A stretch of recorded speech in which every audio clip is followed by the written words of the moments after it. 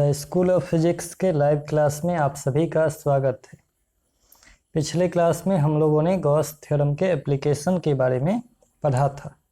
Electrostatics में अगला topic है आपका इक्विपोटेंशियल सरफेस। हमने इससे पहले इलेक्ट्रिक पोटेंशियल के बारे में पढ़ा था। इलेक्ट्रिक पोटेंशियल किसी डायपोल के कारण, किसी पॉइंट चार्ज के कारण, किसी स्फीयर के कारण आप जानते हैं।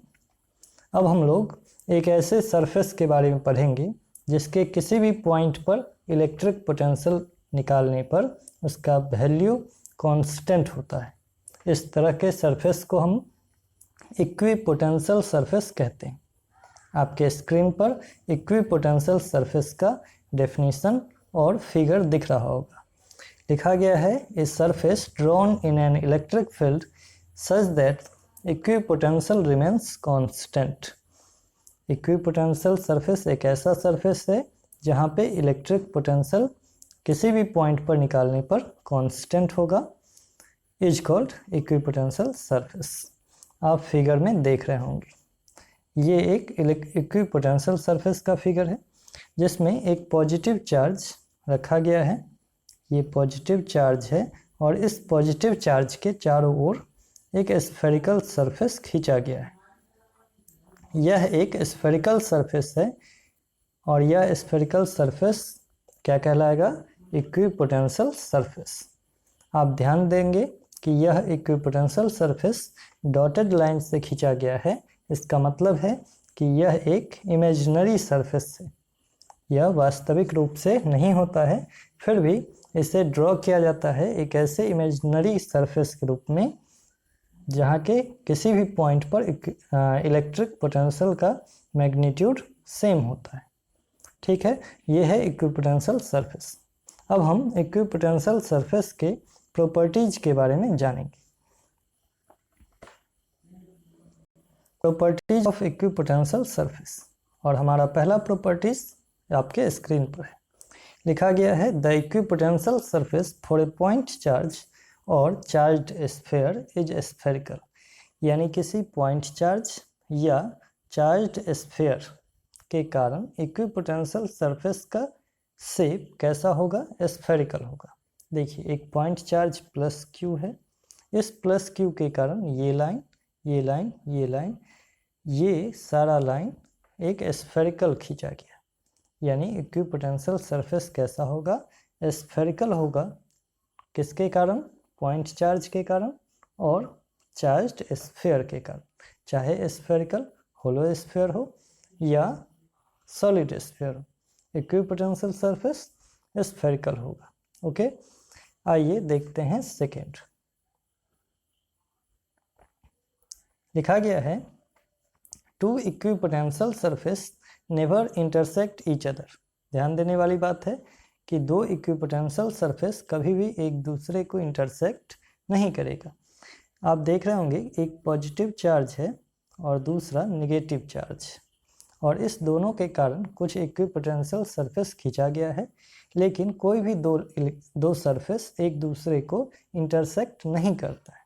तो ध्यान रखना है कि कोई भी दो सरफेस एक दूसरे को इंटरसेक्ट नहीं करेगा। अगर ये दो सरफेस है, अगर इस तरह से इंटरसेक्ट कर रहा है तो हम समझ सकते हैं कि ये इक्विपोटेंशियल सरफेस का गलत फिगर है। ये फिगर सही है। ओके, अब चलते हैं नेक्स्ट फिगर।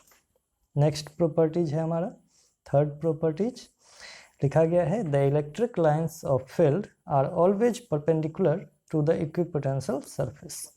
ये भी बहुत इंपॉर्टेंट प्रॉपर्टीज है।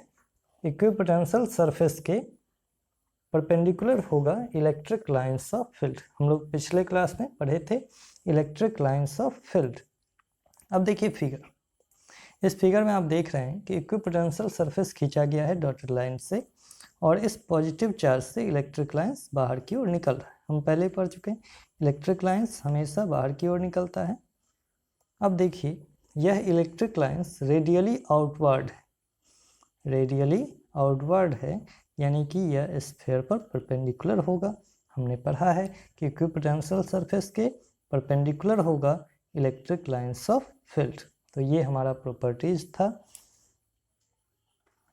थर्ड। अब पढ़ेंगे fourth properties and last. Fourth properties है the shape of equipotential surface due to a dipole is a plane sheet, यानी किसी डाइपोल के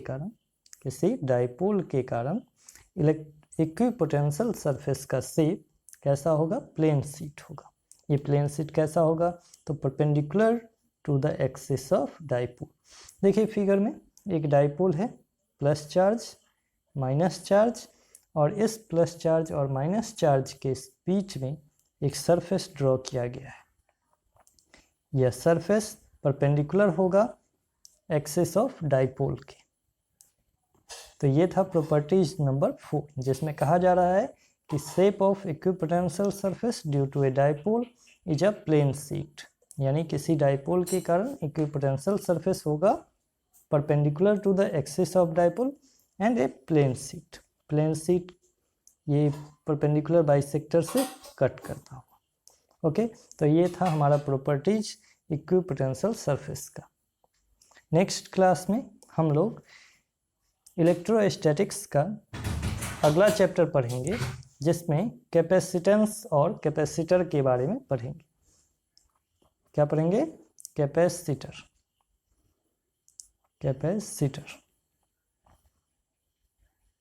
कैपेसिटर का दूसरा नाम है कंडेंसर।